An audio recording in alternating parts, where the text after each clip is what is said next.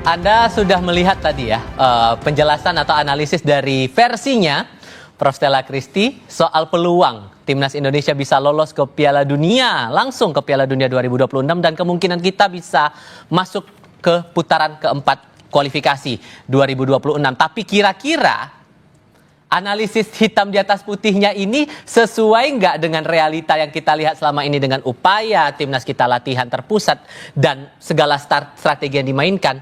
Apakah peluangnya memang sebesar itu? Bung Ropan juga sudah bergabung bersama kami di studio hari ini. Apa kabar, Bung? Baik, baik. Terima kasih sudah mau bergabung di studio kami kali ini, dan Prof. Stella juga masih bersama kami. Melihat analisisnya tadi, Bung, secara angkanya kan 41 sekian persen kalau kemungkinannya itu, bahkan ada peluang bisa lebih tinggi daripada itu. Menurut Anda itu realistis melihat segala upaya yang dilakukan timnas kita, atau justru bisa lebih tinggi daripada itu? Ya, menarik di sini bahwa bagi Indonesia saya pikir tidak ada pilihan lain. Secara realistis kita ada di putaran keempat. Jangan berpikir melawan Jepang. Maka fokus itu ada lawan Tiongkok. Itu harga mati buat kita untuk bisa memenangkan pertandingan. Kalau kita berpikir untuk bisa langsung lolos, itu kecil kemungkinan. Karena Australia 13 poin. Kalau mereka menang, mereka main lebih dulu lawan kita. Jam 17 kita main jam 20.45. Kalau mereka menang selesai 16 poin. Sulit, kita menang 2 kali pun melawan Jepang dan Tiongkok cuma 15 poin. Jadi itu saya pikir sulit. Dan Australia pasti akan habis-habisan karena bermain melawan Jepang di kandang. Makanya 3 poin itu menjadi tuntutan buat mereka. Mereka punya motivasi yang luar biasa. Mereka menahan Jepang 0-0, bermain di Jepang, dan sekarang mereka bermain hanya butuh 1 kemenangan. Nah itu yang membuat bahwa kecil peluang kita. Peluang kalau untuk bisa berharap. Namun dalam sepak bola kan kadang-kadang sulit dihitung secara matematis. Iya kan? Selalu ada faktor keberuntungan. Itu yang harus kita hitung. Hampir saya mau bilang soal itu tadi. Ada faktor kalau kemarin di Bahrain kita bisa menang bukan 2-2, maka peluang kita untuk 12 poin itu ada. Peluang untuk bisa lolos sangat besar. Mungkin di atas 60% lah kita bisa lolos. Karena hanya selisih 1 dengan Australia. Harapan buat kita yang saya pikir, Jepang mengalahkan Australia. Itu yang membuat grup C ini rame. Dan kita menang melawan Tiongkok. Berarti kita di posisi ada 12 poin. Australia tertahan di 13 poin karena kalah lawan Jepang. Itu berharap sama kita. Dan Arab bersama Bahrain draw. Karena pertemuan pertama di Arab mereka bermain draw. Sehingga posisi kita ada di peringkat ketiga. Dengan harapan bahwa pertandingan terakhir Australia dan Arab akan bunuh-bunuhan dalam tanda kutip. Harus ada yang pemenang. Kalau mereka imbang dan Jepang misalnya kita bisa menang, mereka akan mengatakan tidak akan memainkan semua pemain-pemain terbaik yang ada di Eropa. Tapi mungkin nggak tuh bisa berubah keadaannya kalau menurut Anda? Saya pikir mereka sudah lolos. Untuk apa mereka untuk habis-habisan? Iya sih. Kalau potensi resiko cedera pemain itu kan besar. Kan ini pemain-pemain mahal yang ada di Eropa. Mereka bermain dengan tim kedua juga sudah aman kok. Tapi kalau kita bisa memanfaatkan, kemudian ada terjadi sesuatu antara Arab dan Australia, misalnya imbang, itu kan saya bilang faktor keberuntungan itu harus kita hitung. Dan kita menang katakan 1-0 lawan Jepang, kita langsung lolos. 15 poin kan? Itu yang memungkinkan kita lolos. Tapi kan sulit untuk bisa mengatakan demikian. Karena Jepang bermain dengan tim lapis kedua juga kuat. Mereka bermain di Indonesia, mereka menang 4-0 lawan kita.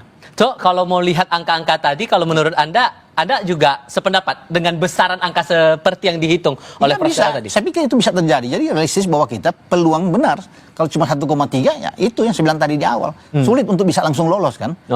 Jadi apa yang dikatakan oleh Bu Wamen ya masuk juga saya pikir kalau langsung. Jadi potensi kita realistis yang ada bahwa kita harus di putaran keempat. Itu yang paling memungkinkan buat kita. Ya. Tapi kalau saya lanjut bahwa kita main di Senayan ini kan bukan cuma kita. Tiongkok juga habis-habisan bermain karena peluang mereka ada tergantung lawan Pertaruhannya Indonesia. sama untuk Pertaruhan keduanya. sama. Bukan cuma kita yang berharap. Tiongkok itu kalau kalah selesai. Gitu. Prof. Stella, gimana membaca itu? Kayaknya ya walaupun faktor luck juga kita kan belum tahu nih. Tentu saja ini semua kan probabilitas. Yang kita hitung adalah probabilitas kemungkinan. Jadi itu semuanya itulah kemungkinan. Hitungan kemungkinan adalah hitungan kemungkinan.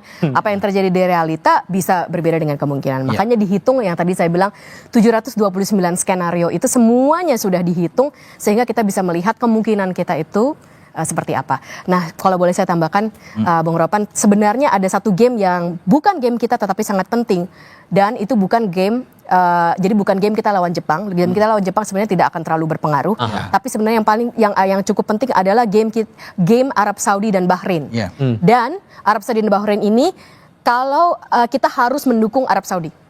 Why? Kalau Saudi, karena berdasarkan tadi 729 skenario itu, kalau Saudi menang dengan Bahrain, peluang kita sebenarnya akan naik, begitu, 44,5%. Kalau Bahrain yang menang, peluang kita akan turun ke 40,9%. Kalau seri itu ada di sekitar, saya lupa sebenarnya ada berapa persen, tapi itu tapi yang paling kita inginkan adalah Saudi menang lawan Bahrain. Gitu. Anda setuju? Iya, karena kalau Saudi menang melawan Bahrain, posisi keempat kita aman kalau kita menang melawan Tiongkok. Karena kita 12 poin. Bahrain itu kan cuma ketahan di 6. Pertandingan terakhir, Bahrain itu jumpa dengan Tiongkok. Jadi kan akan sulit buat mereka. 3 poin pun hanya 9. Demikian juga dengan Tiongkok. Dapat 3 poin cuma 9 paling minimal. Nah posisi kita bagus kan di 12. Jadi posisi keempat itu sudah enak. Makanya kan konsentrasi penuh harus menang melawan Tiongkok. Dengan harapan yang Ibu Mamen bilang benar. Bahwa Bahrain kalah melawan Arab. Dan itu sudah pasti aman kita. Posisi keempat sudah segel. Betul. Sudah disegel sama kita. Susah untuk dikejar oleh Tiongkok dan Bahrain. Itu harapan kan. Tetapi pasti Bahrain juga akan punya kesempatan ngotot bermain di kandang. Dan mereka juga punya motivasi kuat. Mereka mampu menahan Arab kosong-kosong di kandang mereka, di kandang Arab kan. Jadi rame ini. Ini sambil kita ngobrol, saya juga mau mengajak Anda di pemirsa Kompas TV yang sedang mengakses media sosial kami juga menggelar polling via media sosial. Pertanyaannya nih, siapa pemain timnas pilihan Kluivert untuk lawan Tiongkok? Nah, yang Anda lihat ini adalah beberapa komentar atau usulan dari warganet soal starting line up pilihan mereka. Ini juga menjadi suara-suara aspirasi dari para penggemar sepak bola kita untuk kemajuan timnas kita. Dari Ardi Gatra, starting line up-nya ada nama Emil Audero, Hubner, Ijes, Meselhers, kemudian Verdong, Kevin Dix, lalu ada JP Lupesi, Tom Haye, Dean James, Rafael Strijk, dan Ole Romani. Itu baru satu. Kemudian ada juga nih nama dari akun Arwanka Kasilas nih mengusulkan nama Emil, Rido, J, Hubner, lalu ada Yakob juga di situ, Verdong, Tom Haye, Joy. Lalu di barisan depan ada nama Egi, Lili Pali, dan Ole Romani.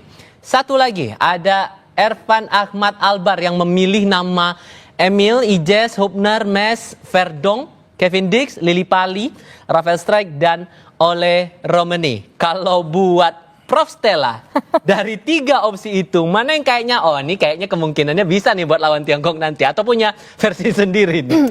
Saya belum punya versi sendiri karena saya belum hitung. Tapi saya yakin pelatih kita tahu, dan ini kembali lagi sebenarnya pilihan apa ini bukan berdasarkan perasaan tapi berdasarkan statistik. Jadi bisa dilihat dengan line up yang berbeda di pertandingan sebelumnya itu statistiknya seperti apa. Inilah kenapa saya juga bilang bahwa ini bukan karena tiba-tiba begitu, tapi seluruh tim internasional itu selalu pasti pakai statistik untuk melihat, termasuk begini untuk menentukan bagaimana line up kita yang paling membuka peluang. Kembali lagi itu dengan menggunakan statistik dari yang sudah terjadi sebelum-sebelumnya. Begitu. Dan menurut Anda posisi kita amankah untuk melawan Tiongkok nanti tanggal 5? Saya yakin. Kalau lawan Tiongkok kita pasti menang. Oke. Ya. Gimana Bung Ropan? Membaca karena begini, kita kan pasti belajar dari berbagai pertandingan yang sudah pernah kita lalui di putaran-putaran sebelumnya, dan kita ini udah sejauh ini loh. Apakah akan ada kemungkinan strategi yang berubah atau justru akan mengadopsi strategi yang pernah dipakai di pertandingan sebelumnya untuk melawan Tiongkok nanti? Saya pikir bagi Patrick Kluivert dia harus mempertahankan the winning team dia. Apa yang kita dapatkan ketika melawan Bahrain itu dia harus pertahankan dan tidak boleh diubah-ubah. Ya, kita bermain di kandang dan hanya Jepang yang mampu mengalahkan kita. Arab Saudi, Australia, dan Bahrain tidak pernah menang melawan kita. Dan mereka tidak mampu membuat gol. Kita clean sheet melawan mereka. Cuma Jepang. Jadi kalau dia mengubah the winning team kita itu agak beresiko juga. Jadi kalau apa yang saya lihat tadi dengan 3 opsi itu, saya agak berbeda. Gimana tuh? Kalau saya Emil Audero main, di kanan ada Kevin Dix, di kiri Calvin Verdong, 3 di tengah itu Jai Ises, kapten, ada Yasin Hubner dan Rizky Ridho. Kemudian di 2 gelandang itu dipakai Tom Haye dan Joe Lupesi. Di depan Ole Romani, Yakob Sayuri, dan juga dengan Vano. ya Stefano Lillipali. Jadi ada 2 pemain yang bermain di Liga 1 yang sedang bagus-bagusnya. Itu diberikan kesempatan. Vano dengan di Borneo bagus, kemudian Yakob bermain dengan Malut United juga bagus. Jadi ini 2 wing kita yang sangat cepat. Mereka pemberi asis yang oke, pengumpan yang bagus, dan juga bisa menjadi pencetak gol. Jadi ini enak buat Ole Romani untuk bisa menerima pasokan bola-bola crossing dari 2 pemain sayap ini, menurut saya. Tapi tentunya kan semua berpulang ke pelatih, karena pelatih yang menentukan, dia yang bertanggung jawab terhadap tim. Betul. Tapi nggak akan ada yang signifikan menurut Anda perubahan-perubahan untuk strategi? Nggak ada. Kalau signifikan 99% dia akan coba untuk mempertahankan apa yang kita dapatkan menang melawan Bahrain. Mungkin kalau pergantian pemain pun cuma 1. Kalau ditanya di mana itu 1 itu, mungkin hanya di antara pemain belakang, ya itu 3 pemain belakang. Kalau bermain dengan formasi taktik dia 3-4-3, mungkin hanya akan berganti. Apakah Mes Hilgers akan masuk untuk mengisi posisi Rido atau mengisi posisi Yasin Hapner? Itu kan yang menjadi pertanyaan. 1 pemain itu. Kalau Jai Isis kan kapten, sulit untuk digantikan. Jadi saya pikir itu yang akan ada. Hanya 1 pemain itu yang akan coba terjadi pergantian. Kalau dia berganti 2-3 pemain, nah itu resiko. Berat buat kita. Saya tidak yakin. Ya, gitu. So, ekspektasi Anda, Prof, untuk tanggal 5 nanti, sebagai pecinta sepak bola, sebagai orang yang punya harapan bahwa timnas kita bisa lolos Piala Dunia, pengennya mau ngomong apa nih ke Coach Kluivert dan teman-teman nih buat tanggal 5? Sebenarnya saya mau bilang ke teman-teman,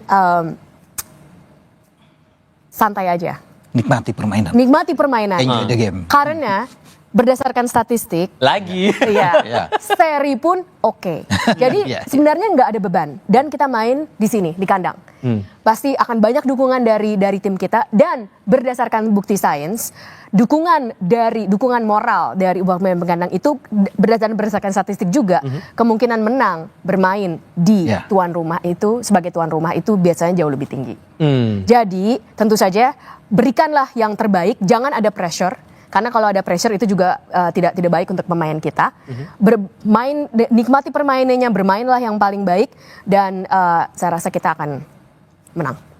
Optimis untuk kita bisa menghadapi Piala Dunia 2024. Apapun jalurnya ya, mau kita langsung lolos putaran keempat, juga putaran kelima juga kita harus yakin. Karena kita sudah sejauh ini bisa mencapai titik itu. Betul. Prof Stella, Bung Ropan, terima kasih ya sudah mau berbagi perspektif, analisisnya, termasuk kita matematika sedikit malam ini tadi dengan Prof Stella, tapi semuanya ringan-ringan saja dan semoga bisa dipahami juga oleh para penonton kita. Terima kasih sekali lagi sudah mau datang ke studio Kompas TV malam hari ini semuanya. Dan informasi lain kami hantarkan untuk Anda selepas jeda, termasuk tim Was Haji DPR yang